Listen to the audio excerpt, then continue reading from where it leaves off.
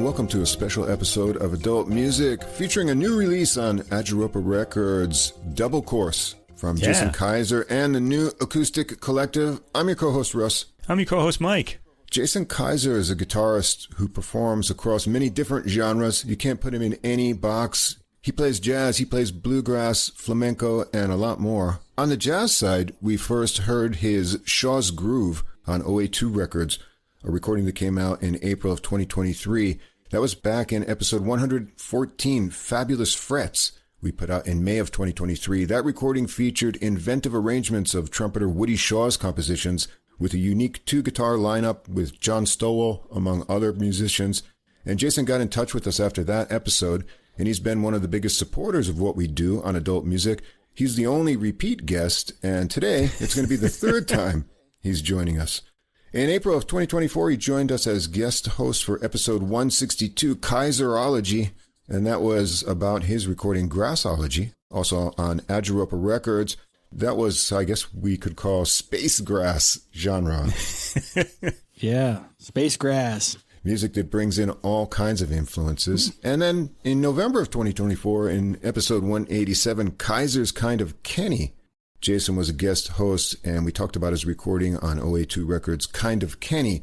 That was all about the music of Kenny Wheeler. So we've had two jazz recordings, one interesting solo guitar recording, and this time, with the new Acoustic Collective, he's got a recording that has a lot of different musical influences. There's a bluegrass bass, but there's jazz, flamenco, Latin, klezmer, and more on this one. The recording is called Double Course on Adhyâropa Records. It's coming out when this episode is being released, July 24th. I'll put a link to the Bandcamp page in the episode description so you can get your copy. And we've got a few members from the new Acoustic Collective joining us today. So why don't you guys all introduce yourselves, starting with Jason. Hey, everybody. I'm Jason Keiser. It's so great to be back, and appreciate Russ and Mike having us on. I play guitar and mandolin a little bit. Yeah, glad to be here. I'm Trevor Gabriel. I play mandolin, and I guess I'm the IT department too. You need someone there, yep. That's right, yeah. Trevor's got a great studio. We're actually recording in his studio. You want to tell everybody about the studio real quick? Oh, sure. Well, it's just a small studio, Cactus House recording. It's in a renovated miner's cabin from the 1860s out in the hills near San Jose. And that's actually where we recorded most of Double Course and did all the mixing and mastering as well. My name's Elijah Chen. I'm a guitar player from San Jose. I grew up playing old-time music and bluegrass music, but now I'm here with Jason playing this crazy music. Yeah, it's great to have Elijah. He's a really great burgeoning young composer. There's a tune of his called Aptos that's on the new record, and I love seeing the young talent and trying to, foster that, mentor that stuff. So, and then we also have one of our new members. Yes, I'm Tim Lessler. I play fiddle with New Acoustic Collective, and also I'm proud to be the newest member of the band. Just been awesome to play and learn from these guys and have a lot of fun with them. Yeah, the fiddle adds a lot.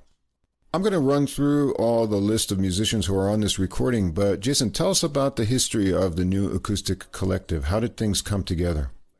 Yeah, so I was studying bluegrass and space grass and some dog music in East Tennessee with Wyatt Rice. And at the time, man, I was on a semester break and I was just trying to find a way to practice that music and put it into the context of a band and try and go play out somewhere. So I formed a group and we did a show. And this is a cool story, man. We did a show at a jazz club locally here in Saratoga, California. And they were bringing in players like Jonathan Kreisberg and David Kukowski on a night. And they brought in the NAC, and we hadn't even been established. I mean, imagine, right?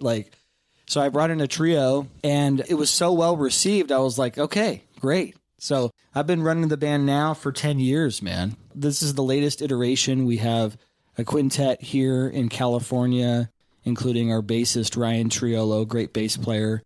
And then we also featured Nathaniel Groman, who's a phenomenal cellist and is based in New York.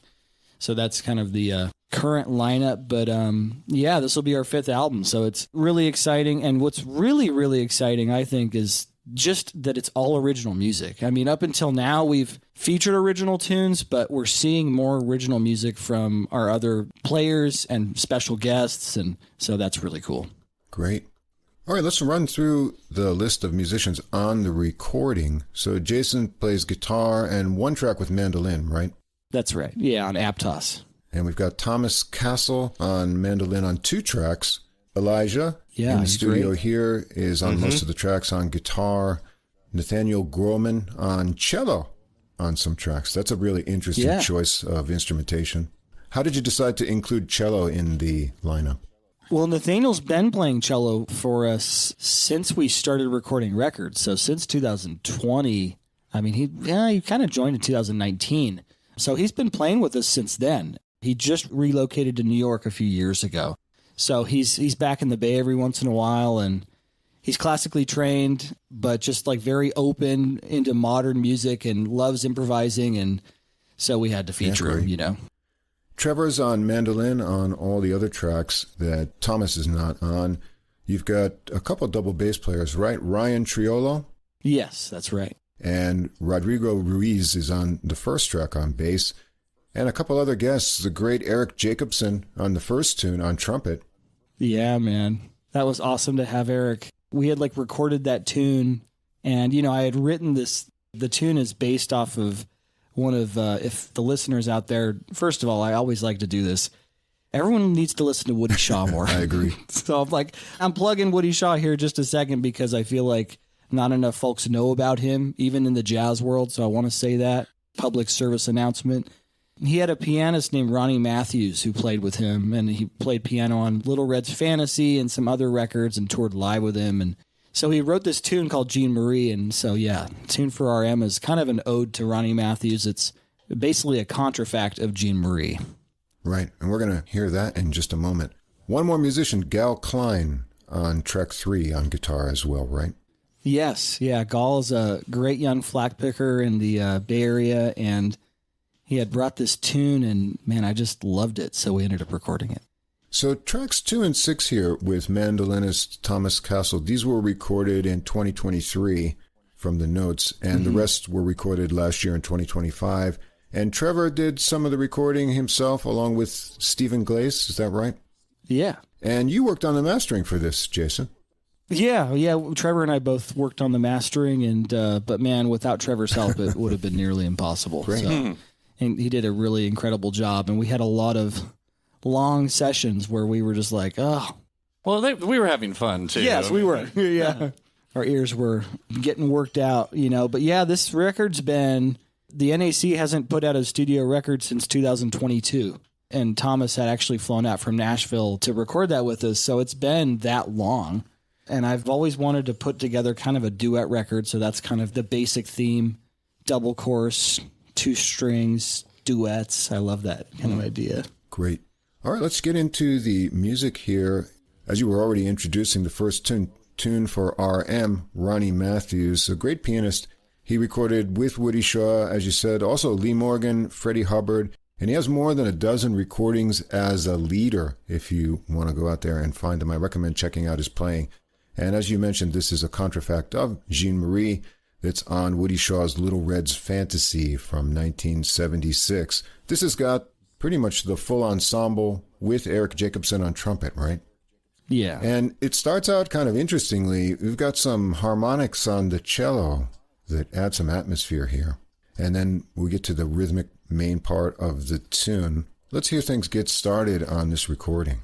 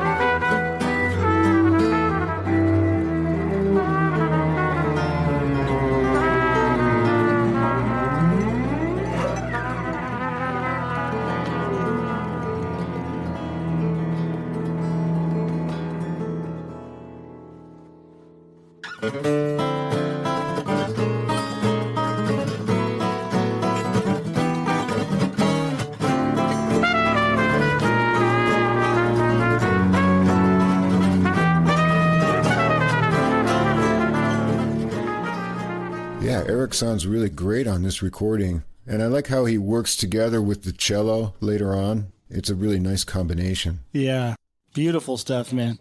I also want to say I just love the way this track begins with cello harmonics. I'm a big fan of the harmonic, and every time I hear them, I'm just roped right in. So right away, this engaged me. That's cool.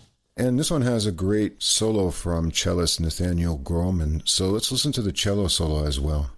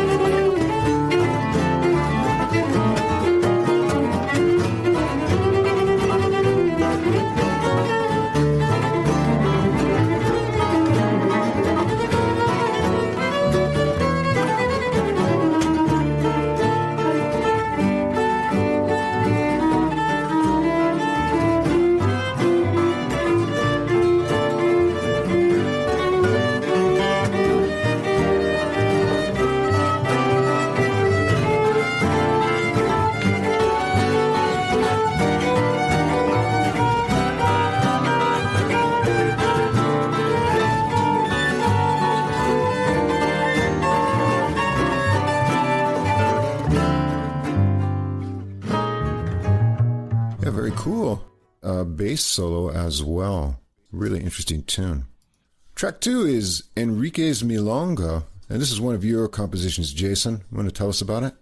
This tune I wrote a few years ago, and it was my first kind of stab at writing a tango specifically in that milonga kind of form. So it's named after the great Argentinian guitarist Enrique Coria, who unfortunately we lost last August. And, you know, when I found out that he had passed, I actually renamed the tune in his honor.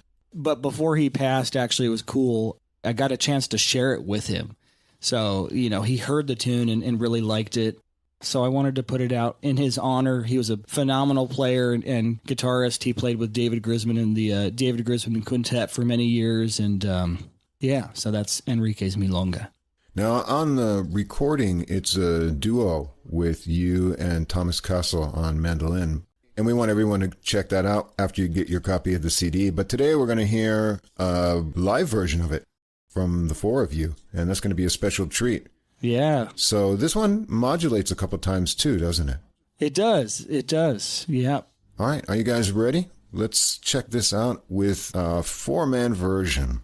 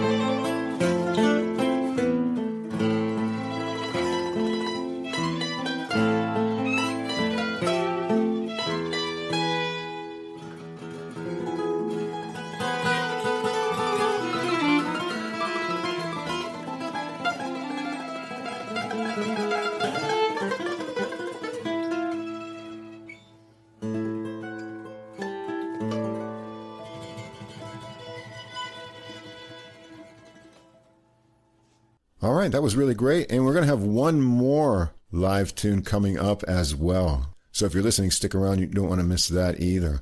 Track 3 here is Buzz. And this is written by Gal Klein, right? You want to tell us about this one?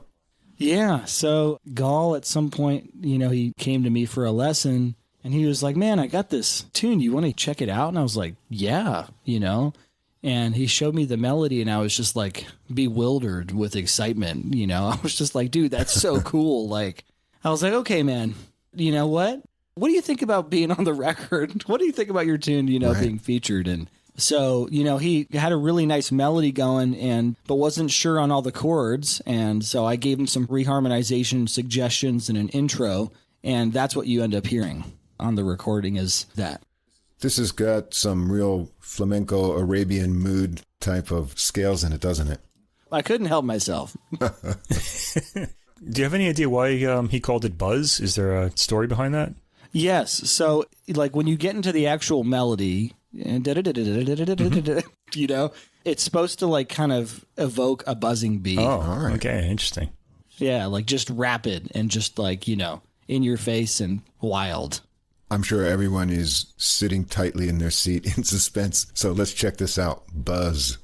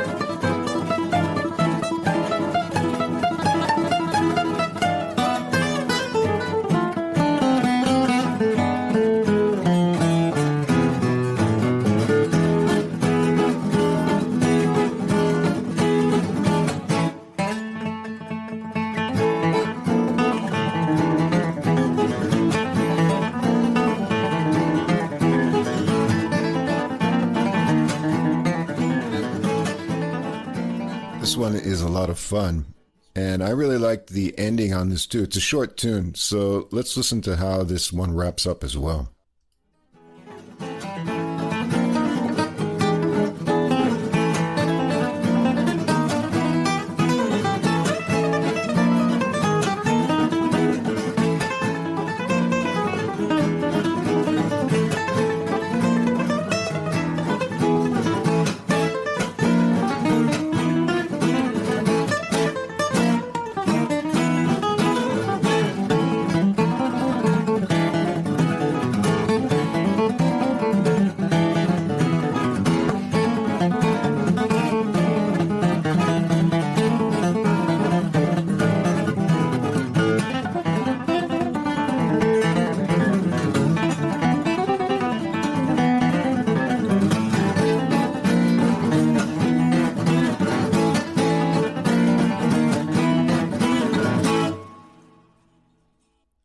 Awesome.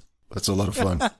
I know. We were trying to figure out how we wanted to end that when Gal and I would rehearse, and we would do like a diminished thing and be like, oh, he really likes gypsy jazz, and oh, let's do this gypsy jazz ending. I'm okay, And then we got to that, and it was like perfect. Yeah, I really like that ending. All right, track 4 is Aptos. This is one of your tunes, Elijah. Want to tell us about it? Yes, it is. Well, I wrote it with the thought of a lot of David Grisman tunes, especially his earlier writing, and I kind of was evoking that feel, and then I also wanted to add some Coltrane sounds to it, so I just shot the melody up a half step and then brought it back down and then added a bluegrass section to it, and it turned out pretty nice. Yeah, it's an interesting combination of ideas. Can you tell us a little bit about the title? It sounds Greek to me. Well, Aptos is actually a town in the Santa Cruz area. Okay. And during the time I was playing with this group out there, and we were doing rehearsals at one of the members' house, which was in Aptos. And a lot of my song titles is often inspired by where I am at the time. I see. Oh. Right, so it's a song Interesting. with a place story. That's cool. And I just want to add, if you go to streaming, because we released that as a single first, and I wanted to feature Elijah's, work and his playing and writing because it's just phenomenal. But if you look at the single cover, the photography, our engineer as well, and he's a phenomenal photographer, Stephen Glaze, he took that photo in near Santa Cruz. So it's kind of a cool tie-in, And you guys are going to play a live version of this for us as well. That's right. We're going to try. So all listeners, check out the album version later, but you got a special treat now. So let's hear one more live recording.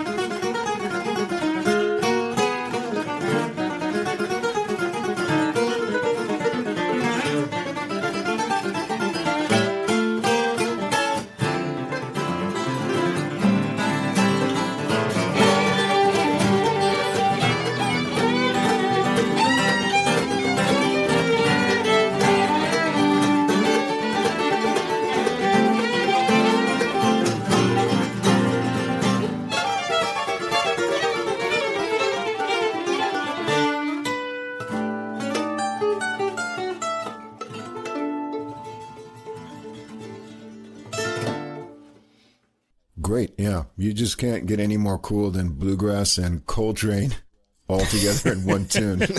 Yeah, that's awesome. Wow. Speaking of photos, the next tune is one of yours, Jason, and this is tied to a photo session that you guys did together, right? This is The Field.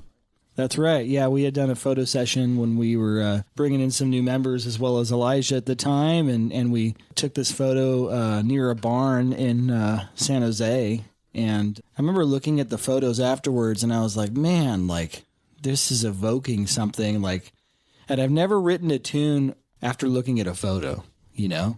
And I was just like, what if I try that? That's kind of how The Field came to be. And I was trying to evoke, I know it sounds kind of cheesy, but I'm actually a big Western buff. You know, I love Clint Eastwood and the spaghetti. The spaghetti Westerns. So I was just trying to evoke kind of that old sound. And then, you know, I love flamenco, right? So I had to throw in a little bit of that and, you know. In my notes, I wrote, sounds like a flamenco hoedown on this one. Yeah. I really liked it. Oh, that's a good title, man. There you go. And we're going to hear this one twice, right? A full band version and then a different version. That's right. And first we've got the full band version, and this has Ryan Triolo on bass. Yes, that's right. Ryan Triolo, we have Trevor Gabriel on mandolin, and Trevor's got an incredible background and just huge ears for the music, and I mean, everything he plays is just incredible. But man, when he plays like flamenco stuff too, he understands the subtlety of the style. You want to talk about that for a second, Trevor? Oh, well, thank you. Yeah, I mean, I just really gravitate to those sounds. Years ago, I actually did go to school for classical guitar and just like practiced a lot of like Spanish pieces. That's like a lot of the repertoire. And like I just really fell in love with a lot of the music from that part of the world. And it was so cool. Like I happened to just see a video of Jason and Elijah playing on Instagram, and I just reached out because I was like, they're doing flamenco, bluegrass, jazz. I was like, I just want to be a part of that. Yeah, man, we're glad to have you. Thank you. All right, let's take a listen to this full band version of The Field.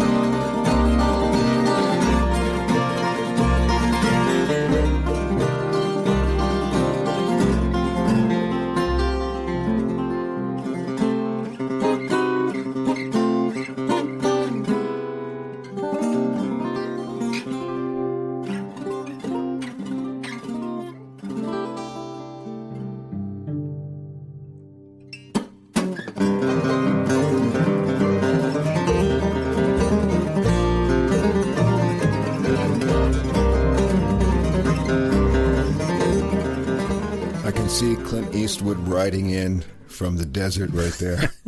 Right? Just shooting everybody. Very cool. Yeah, that theme comes up again later on the album, too. You seem to really have taken a shine to that melody.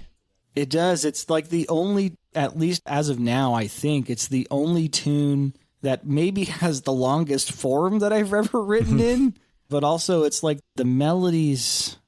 I mean, I guess with all my melodies, I try to tell a story, but I feel like that one really does a good job of it, yeah, I guess. It's kind of scenic, too. You know, you sort of see images that you associate with little sort of motifs and things, and that's kind of cool about it, too. Yeah. Can I also ask Trevor a bit about the mandolin he's playing here? What type of mandolin is that? I've learned that there are different types of mandolins recently, so I'm kind of curious about this. Oh, well, on the recording, it's an F style. It was actually before I got my Gibson F5. Currently, I'm playing a Gibson F5 from the 70s. Ah. On the recording, on the album, I'm playing a Northfield, which I ended up selling to by the Gibson. But the Gibson's in the shop right now, so I was just playing a Breedlove that I got used just yesterday, actually.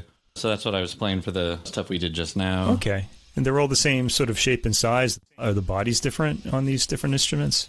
Well, the Breedlove is more of an A style, and it has a oval sound hole. But the Northfield and the Gibson are very similar. They're both F styles, so that has that scroll, and it has F holes rather than an oval. Oh, I see. Okay. hole. So it's just got a different tone, and generally, like the F5, I mean, that's what Bill Monroe played, and that's kind of considered sort of like the standard, especially for bluegrass. Okay. I just want to note, on Aptos, I used an A-style Eastman, but it has the F holes. So it's got, each one, right, has a little bit of a different tone and sound. Yeah. Mm-hmm. We've done a few classical recordings of, what's the mandolinist? Yeah, Alain Sariel's Pluck Bach 3. He has a whole series of these records. He uses all different mandolins on different tracks. Oh, cool. Very interesting. Awesome. This tune has a cello solo, one guitar solo. I think Elijah's first on this, if I'm not mistaken. Yeah, I've got the that's sound right. of you guys in my ears. Jason has a really gnarly guitar solo on this one. And there's a mandolin solo, too. Which one shall we sample here? Oh, man. Let's do all of it. I know. Let's do Elijah's solo and Trevor's Okay, solo. we can do both, sure. Yeah, We can do anything we want today. We have the artist's permission here. That's right.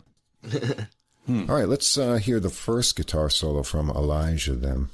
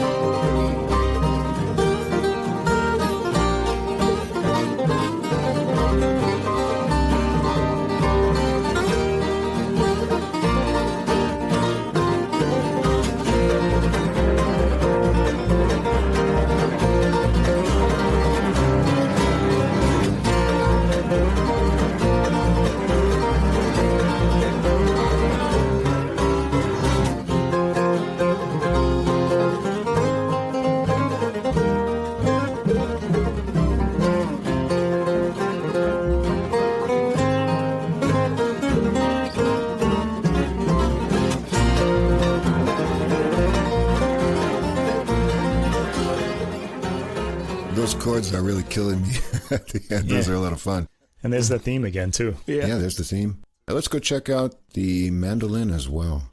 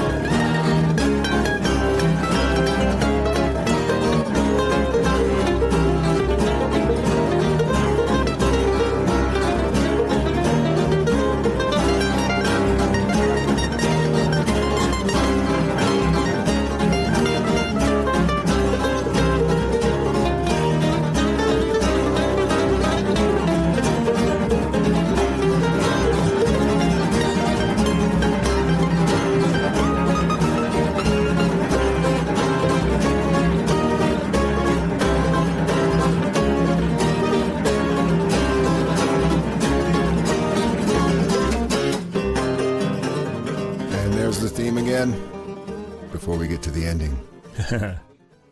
So good. Yeah, I really enjoyed that one as well. Track 6 is Howie's Breakdown. This is one of your originals, Jason. And you've recorded this before, back on the first album, Art of Acoustics, right, in 2021. I checked that out. So that had fiddle on it, but this version is a mandolin and guitar duo. Yeah, that's right. Thomas and I actually had played it before when the NAC and I were back performing at IBMA's World of Bluegrass in Raleigh. We played it and he sat in on the set. So he knew the tune, and when he was out here in the Bay in, trying to remember when we recorded this, 2023, I believe. Yes, 2023. We wanted to take a stab at it, but we did it a little slower. And Elijah was there. You want to tell them where you were, Elijah? Yeah, so this was actually recorded at my house in my garage. it was really early on. I was taking lessons with Jason, and he was like, man, is it cool if we record at your house? And I was like, yeah, I'm all game for that. That'd be really cool. And it, like, when I was first starting out playing this music, it was such a great experience to watch them do this at my house. Yeah. Yeah, so he was there, you know, I thought it came out great. Steve did a really good job. He had like a mobile unit. And so, yeah, Howie's Breakdown. All right. Should we ask who's Howie? Yes, it's a dog. Can you go into more detail? No, that's it. No, usually it's, I named this tune for a dog named Howie. All right. Yeah, that's basically it. Let's check it out.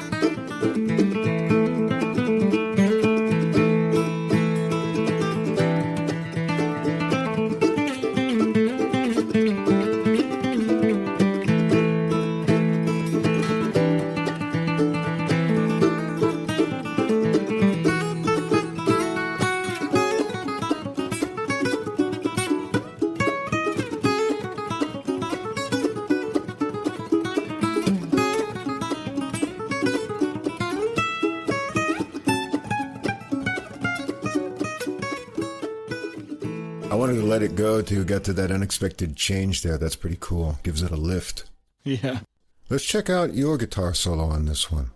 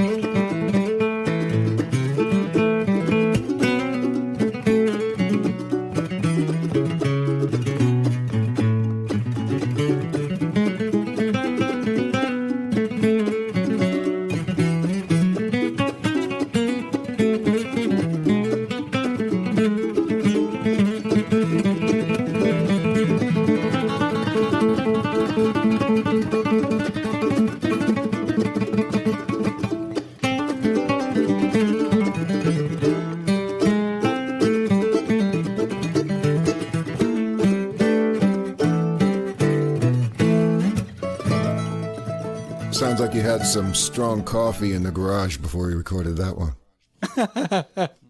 Yeah, strong coffee and a few takes. That's what it Cool does. licks in that one. Really exciting. Ah, thanks, man. All right, track 7 is another one of your originals, Tomate. Yeah, tomate. And this is a bass and guitar duo here. I like this one. It's a really kind of jazzy flamenco style. Almost sounds a bit like a Chick Corea tune in its vibe. Yeah, thanks, man. Thank you. That's definitely a little bit of what I was going for. I named it after the two great flamenco guitarists, Tomatito and his son, Tomate. So it's inspired by some of their playing. And that's like the one thing with this group is like the bass is never in the back. Right. You know, I want the bass to be like front and center. The bass is a voice and an improvising voice just like everybody else. And Ryan's just a phenomenal player, and he understands the pulse and different styles of music. He plays in a ska band and in a bluegrass band with Elijah, Bay Area Special, in addition to this band. And so I wanted to feature him, and I think it came together nicely, and Trevor did a phenomenal job capturing it all. Thank you. Let's take a listen to Tomate.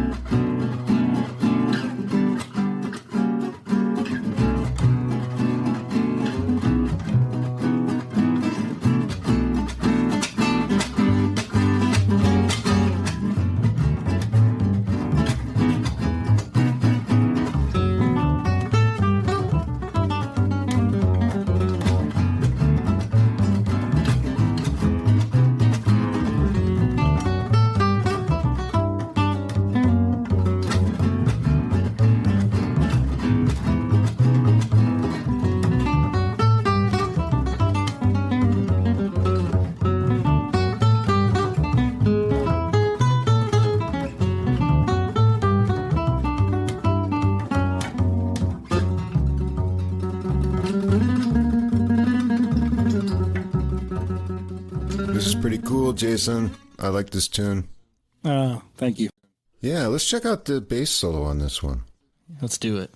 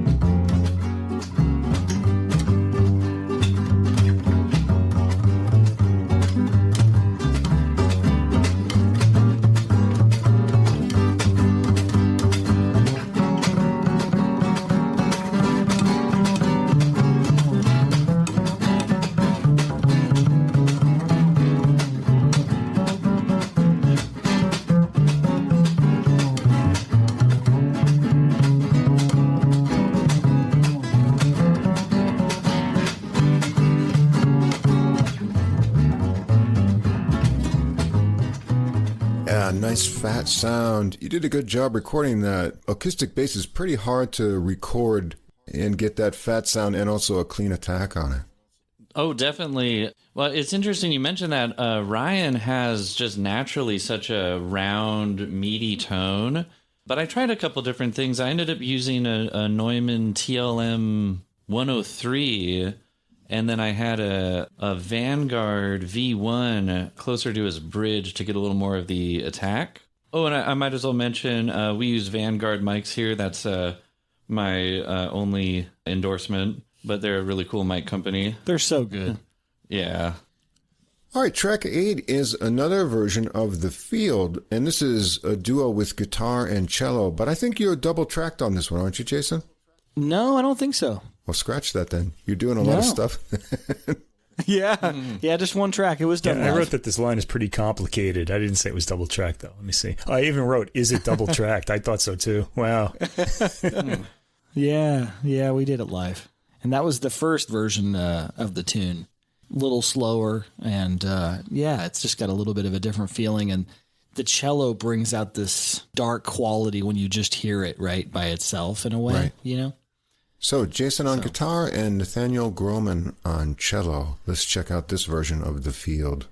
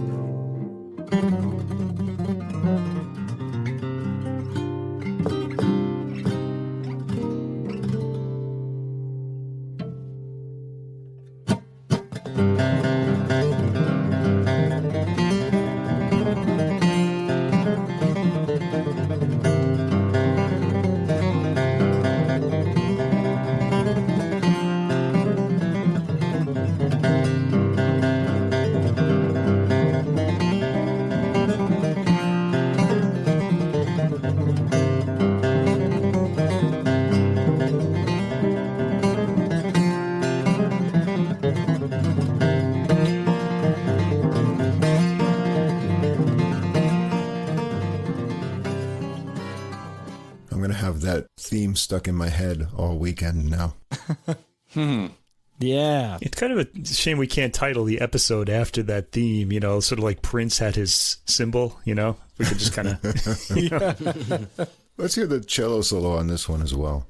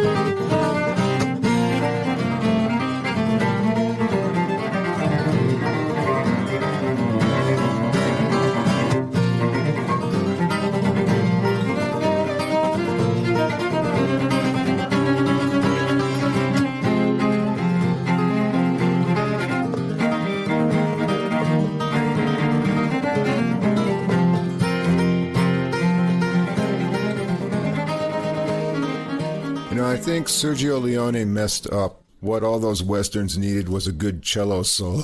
Does it seem? That's right.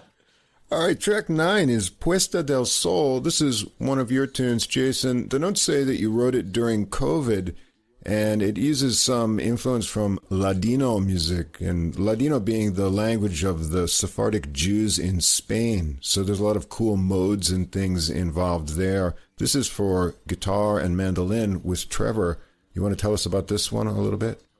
Yeah, so I had, over the years, we'd played this tune as a band, and we definitely played it live, and I had played it with other folks, but, we had never really captured it as beautifully as I captured it with Trevor, and again, feels like a kindred spirit I've finally met, that understands my writing and my music, and we get to do it together. I mean, I feel that with all these guys, but Trevor's understanding of the Eastern music is really special, and so anyway, I mean, the tune itself, I was kind of coming out of that Ladino, Sephardic kind of sound, flamenco as well, Moroccan kind of stuff. I also listened to a lot of Turkish music, and I had studied with a great guitarist, Ardashir Farah, if you guys are familiar with Struns and Farah, phenomenal duo. And so I was kind of trying to approach the music in that kind of style, fast, like John McLaughlin, Al Di Meola, but I can't do it. I'm trying, So that's Puesta del Sol. When you've got Trevor working on the recording, I think it's really important. All musicians know that playing music is one thing, but having someone record it and then mix it who understands your concept and what you want it to sound like is really important and hard to find, too. Yeah. The final recording can sometimes come out sounding like nothing you envisioned it to be. So you have to have that trust with the sound person, I think. That's right. Yeah, do you want to talk about it? Well, thank you. And I think this is the only track on the album that has sort of there's a lo-fi filter at the beginning. Right. You do a little trick with, it sounds like a vintage recording. It's thin, and just when you're thinking, what's that? And suddenly the sound fills out there. Right, but without the big bass drop, though. But, and actually that's the only track on the album that has any kind of, creative editing like that. Everything else is mostly just trying to, capture how people sound in the room. So that was one of the only parts of the album where we did something sort of creative in the production like that. And right. Was that your idea to do that? Actually, I think it was Jason's. He was just like, would we be able to do something to make that intro, seem a little different? And we tried a couple different things. Right. That's what we went with. That's actually a vinyl emulation plugin by Isotope. So that cool. we used at the beginning.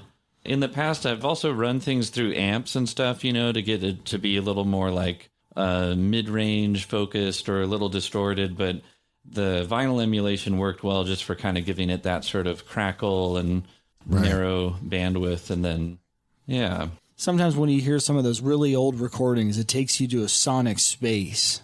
I feel like the tune kind of did that, but I wanted that effect. I feel like in flamenco music and stuff, you know what I mean?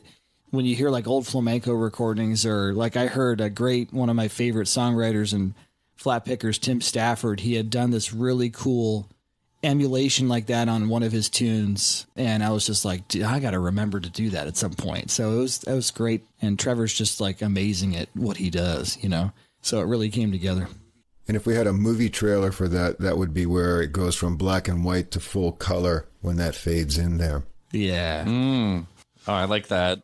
Well, we've talked about it. Let's let everyone hear it. Puesta del Sol.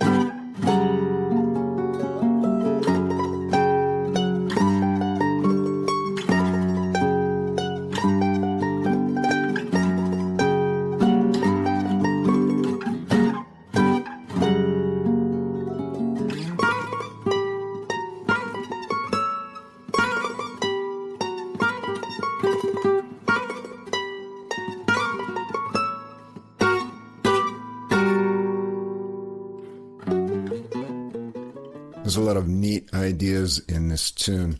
Let's hear the ending of this too, because it's pretty cool how you wrap it up as well.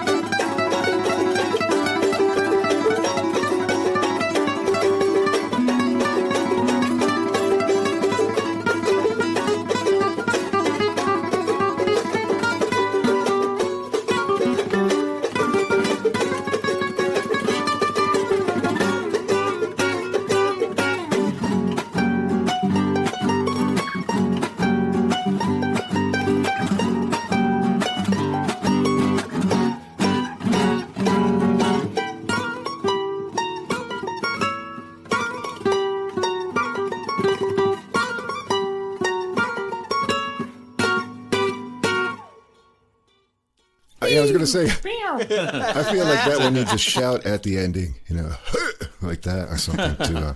It's like a little cat. Yeah. Very cool. All right, and the final tune on the recording, Hayride in Brooklyn. Now, we're going to have to check this because Mike is originally from Brooklyn. And am I correct in saying that you didn't go on many hayrides as a boy? I was never on a hayride in Brooklyn, actually. I'm not even sure that there is such a thing. Read the title to this tune in a real natural Brooklyn accent. Oh, God, I don't know if I could do that anymore. I've lost my accent, but Hayride in Brooklyn. Oh, man, that's so good. My brother will complain about that accent, though, because he's still there. I've forgotten. And this is for Andy Statman, right, Jason? Tell us about this tune. Yeah, so Andy, man, is a insanely phenomenal composer, mandolinist, and clarinetist, and makes his home in Brooklyn. And, I've been inspired by Andy for a long time. And when I was back on the East Coast last year, Andy and I got in touch about doing a tune or doing something. And I had wrote this tune with him in mind. And so originally he was going to be on it, just logistically it was tough because we were on a kind of short timeline for our playing and everything, all the other travel. But yeah, I wrote this tune kind of just thinking about like some of the klezmer sounds and things that he's used. And man, this band just captured it perfectly and brought out the klezmer and modal jazz, kind of fusion that I was imagining in my head. Right. And it's hard. It's a really tiring tune. It's almost 13 minutes long. Talk about it, guys. You guys. Yeah, exactly. It feels like an epic. It's like the Odyssey for klezmer. It's like, what the heck? Yeah, it's a very difficult tune, and it requires a lot of energy, and we like to close out the sets with this one and other klezmer-style songs that are very up-tempo, just to put the nail in the coffin, at the end of the set, but it is a difficult tune. Yeah, we actually recorded this. We had all worked that day, and we came over and recorded the field and hayride just one after the other, and it was like 9 or 10 at night, and we were all already pretty tired. Wow. I'm still kind of surprised at how they came out. Right. We're running on Costco pizza. And I mean, it doesn't get worse than Costco pizza. No, I'm just kidding. I love Costco pizza. Costco, endorse us. Right, please. So in addition to the klezmer influence, you've got some jazz via Miles Davis going on in here, right? Yeah. I was thinking about Miles and Coltrane and, Kenny Wheeler, right? They would do different things where they take a set of changes for the solo and either move it up a half step or down. And so for this one, I decided to just move it down a half step. So it's like, so what in that, so what goes D to D sharp or E flat, but instead it goes D to D flat. So But the tunes themselves that I write a lot of the time are kind of a challenge to kick my own ass, if that makes sense. But I also like trying to kick everyone else's ass, you know, and musically. So it's one of those things where it's like, usually if you want to solo or blow over it, you have to play the klezmer part into the solo. So that's what makes it challenging. Yeah, so we hear that for each solo on this recording, right? Nearly, yeah, basically. Yeah. This is a full band recording, and it starts out with a bass opening. I guess we'll take a few samples of this so people can go along for the whole epic here. The Odyssey. Let's hear the beginning of it.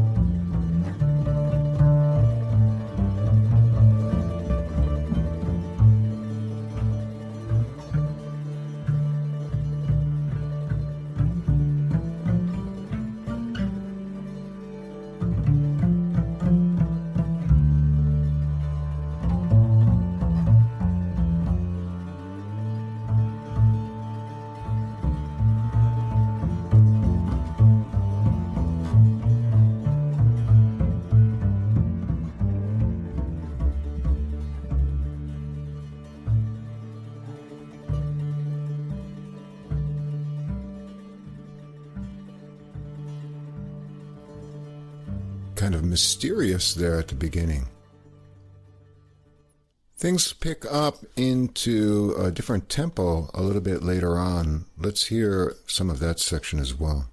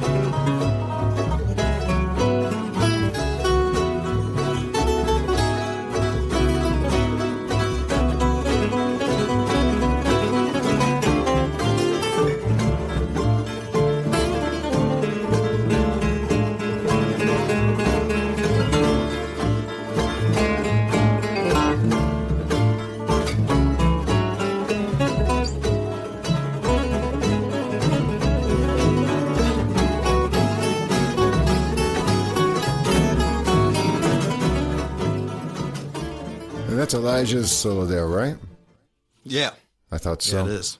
Well, let's hear some from each of you. Let's check out some of Trevor's mandolin solo as well.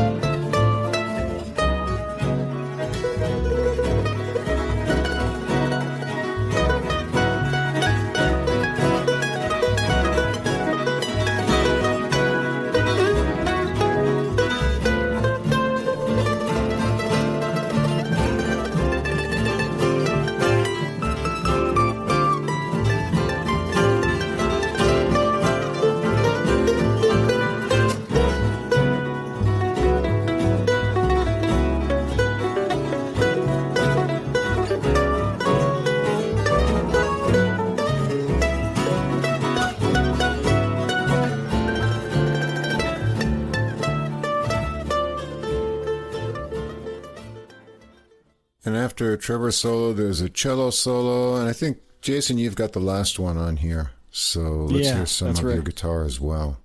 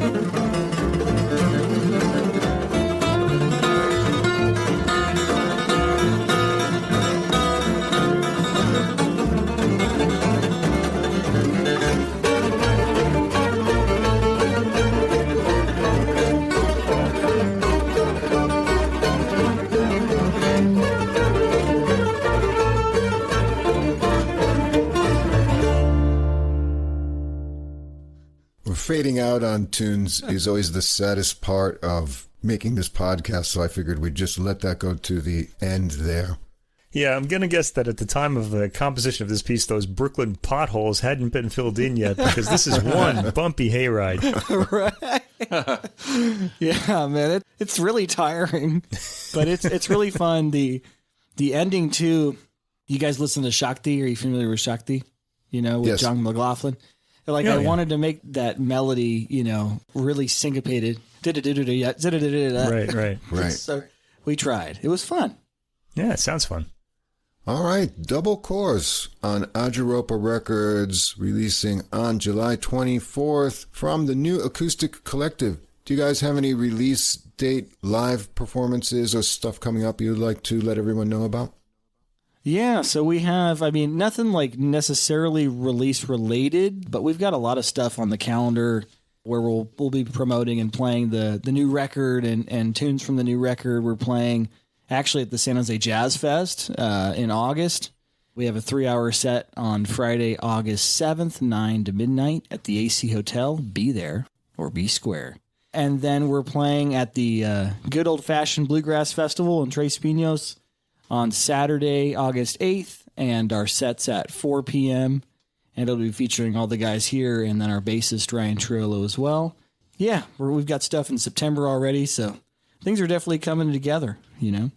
Awesome. Well, best of luck with the new release and with those performances. Anything in the works planned for new tunes or recordings as well you'd like to let us know about? Yeah, well, why don't you guys talk about the new tunes that you've maybe mentioned that you've written? Like I mentioned, I like to write tunes that are about places I've been. And one of the new tunes that I wrote is called Glenwood Drive, which is a road on the highway through the Santa Cruz Mountains to Santa Cruz and towards the Aptos area. So maybe I got to make a Santa Cruz album or something. That's right. He's got something going on.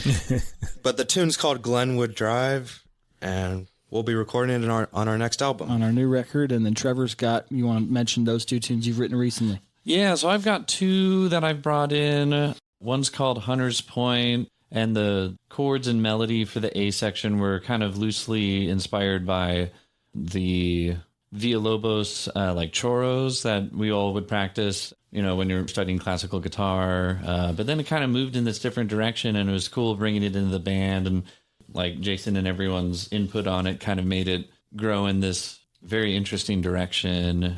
And then I have a more like a Celtic tune, but it's in 7 that I wrote inspired by a local legend of the town that I live in. It's called Bertram's Arm. And this is actually someone who, there's a street named after him here. And he lost an arm in the early 1900s in a hunting accident when he was young. So they buried just the arm in the town cemetery. So there's still a tiny little grave there. But he lived, and he ended up just, dying of natural causes decades later, and he's buried somewhere else in the Bay Area. But the local legend is that every Halloween, the arm comes out of the little grave looking for the rest of the body. Bertram's Arm. So we have a song dedicated, inspired by that urban legend, and dedicated to him as well. Yeah, that'll be on the new record, Bertram's Arm.